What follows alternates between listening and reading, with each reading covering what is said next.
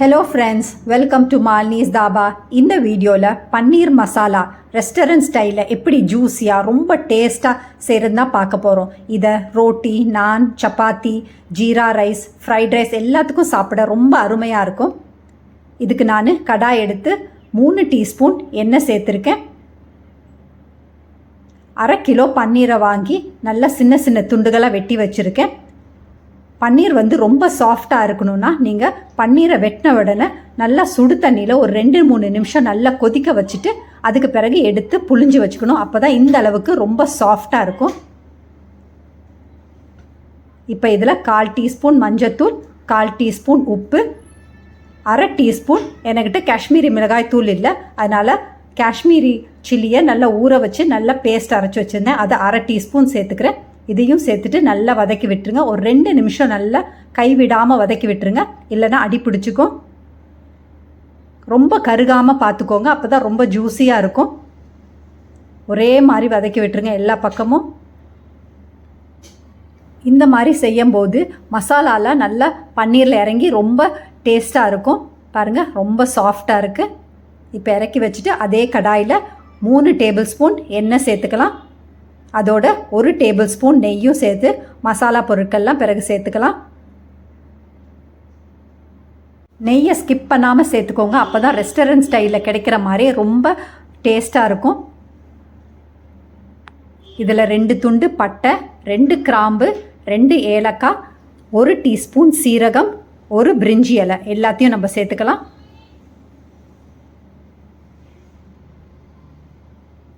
இதையும் சேர்த்துட்டு நல்லா வதக்கி விட்டுருங்க. மசாலா பொருட்கள்லாம் நல்லா பொரிஞ்ச உடனே 1 கப் பொடியாக நறுக்கின பெரிய வெங்காயத்தை நம்ம இப்போ சேர்த்துக்கலாம். இதையும் சேர்த்துட்டு நல்லா வதக்கி விட்டுருங்க.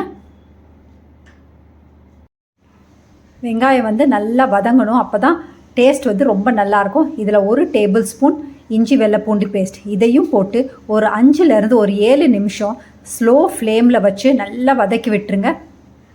வெங்காயத்தோட கலர் நல்லா மாறி வரணும், அந்த அளவுக்கு நல்லா வதக்கி விட்டுருங்க. பாருங்கள், இந்த அளவுக்கு வெங்காயத்தோட கலரும் நல்லா மாறி வரணும். அப்போ தான் டேஸ்ட் உங்களுக்கு ரெஸ்டாரண்ட் ஸ்டைலில் இருக்க மாதிரியே இருக்கும். இதில் நான் 3/4 கப் பொடியாக நறுக்கின தக்காளி சேர்த்துருக்கேன். இதையும் சேர்த்துட்டு நல்லா வதக்கி விட்டுருங்க. ஃப்ளேமை லோலியே வச்சு நீங்கள் வதக்கும் போது தான் டேஸ்ட் ரொம்ப நல்லாயிருக்கும். இந்த எண்ணெயிலேயே வெங்காயம் தக்காளியெல்லாம் நல்லா வதங்கி வரணும், அந்த அளவுக்கு ரொம்ப டேஸ்ட்டாக இருக்கும் லோ ஃப்ளேமில் வச்சு நீங்கள் வதக்கும் போது. இப்போ ஒரு மசாலா கலவை ஒன்று ரெடி பண்ணிக்கலாம். அதுக்கு நான் 1/2 கப் தயிர் சேர்த்துருக்கேன். இதில் 1 டீஸ்பூன் மிளகாய்த்தூள், 1 டீஸ்பூன் கரம் மசாலா, 1 டீஸ்பூன் மல்லித்தூள், 1 டீஸ்பூன் காஷ்மீரி மிளகாய் தூள். இப்போ நான் சில்லி பேஸ்ட் தான் சேர்த்துருக்கேன். இதில் 3/4 டீஸ்பூன் உப்பு, 1/4 டீஸ்பூன் மஞ்சத்தூள் எல்லாத்தையும் சேர்த்துட்டு நல்லா கலந்து விட்டுருங்க. கிரேவிக்கு வேணுங்கிற மசாலா கலவை நமக்கு ரெடி ஆயிடுச்சு.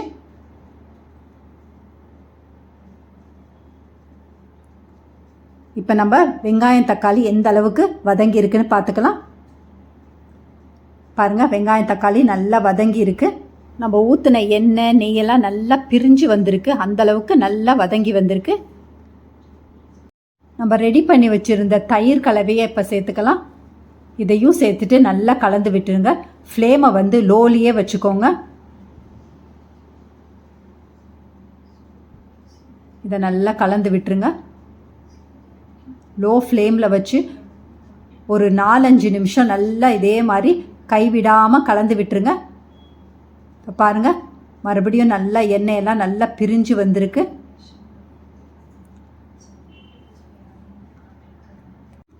பேன் எடுத்து அடுப்பில் நல்லா சூடு பண்ணிக்கோங்க. அதில் 1 டீஸ்பூன் கசூரி மேத்தியை சேர்த்துக்கோங்க. கசூரி மேத்தி இலைகள் ரொம்ப கிறிஸ்பியாக இருக்காது. இப்போ இதை சேர்த்துட்டு 1 நிமிஷம் நல்லா ஃப்ரை பண்ணி எடுத்துக்கலாம். அப்போ தான் உங்களுக்கு நல்ல கிறிஸ்பியான இலைகள் கிடைக்கும். அதை நல்லா கையில் வச்சு நல்லா கசச்சி விட்டு நீங்கள் சேர்க்கும்போது மனம் ரொம்ப நல்லா இருக்கும். இப்போ நம்ம பன்னீரை சேர்த்துக்கலாம். பன்னீர் பாருங்கள் எவ்வளோ சாஃப்டாக ரொம்ப ஜூஸியாக இருக்குன்னு. நம்ம பன்னீரை வெட்டி தண்ணியில் நல்லா சுடு தண்ணியில் இந்த மாதிரி செஞ்சால் தான் கொதிக்க வச்சுட்டு கொஞ்ச நேரம் அதுக்கு பிறகு புழிஞ்சு எடுத்தால் தான் இந்த அளவுக்கு உங்களுக்கு பன்னீர் வந்து ரொம்ப சாஃப்டாக இருக்கும். இப்போ நம்ம கசூரி மேத்தியை நல்லா கைகளில் நல்லா கசச்சி விட்டு சேர்த்துக்கலாம். பாருங்கள் எந்த அளவுக்கு ரொம்ப பவுடராக இருக்குது. உங்களுக்கு மனமும் அந்த அளவுக்கு ரொம்ப நல்லாயிருக்கும். உங்களுக்கு ரெஸ்டாரண்ட்டில் செய்கிற மாதிரியே அந்த அளவுக்கு சுவையும் மனமுமாக இருக்கும். ஒரு பச்சை மிளகாவை நீல வாக்கில் வெட்டி அதையும் சேர்த்துட்டு நல்லா கலந்து விட்டுட்டு அடுப்பை நம்ம ஆஃப் பண்ணிடலாம்.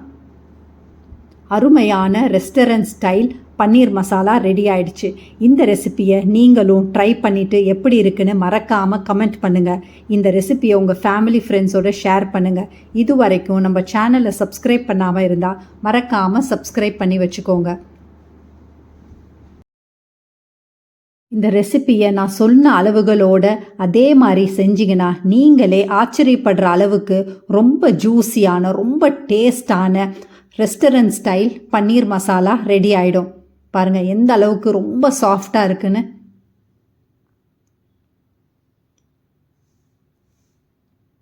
தேங்க்ஸ் ஃபார் வாட்சிங் ஃப்ரெண்ட்ஸ்.